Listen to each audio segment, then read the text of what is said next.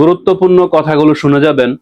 কয়েকজন আল্লাহর ওয়ালা এক জায়গায় হয়ে কথা বলতেছিলেন আখেরাত এবং দুনিয়ার জিন্দেগির তুলনা করতে গিয়ে বললেন যে দুনিয়ার তুলনা এবং আখেরাতের তুলনা, আখেরাতের জিন্দেগির তুলনা হিসাবে দুনিয়ার জিন্দেগি কেমন সময় হতে পারে আমরা যে সময়টা অতিবাহিত করে থাকি। তখন একজন বলতেছেন যে আখেরাতের তুলনায় দুনিয়ার জিন্দেগি হতে পারে একদিন বা একটু বেশি সময়। তখন আরেকজন বলতেছেন না, তুমি ভুল করতেছো, হয়তো অর্ধেক সময় হতে পারে একদিনের।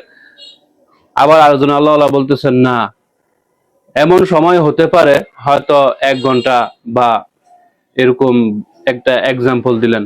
তখন আরেকজন বলতেছেন না, তোমরা ভুল করতেছো।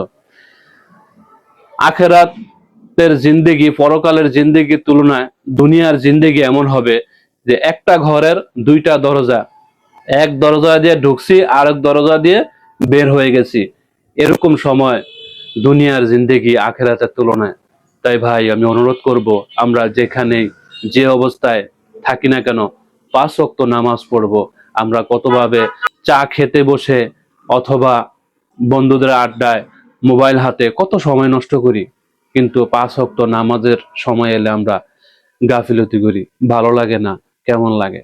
অনুরোধ করব 5 ওয়াক্ত নামাজ পড়ুন, 5 ওয়াক্ত নামাজ পড়ুন। আল্লাহ তাআলা দেখবেন দুনিয়ার সমস্ত কিছু সহজ করে দেবেন এবং আখেরাতের সামানা হয়ে যাবে।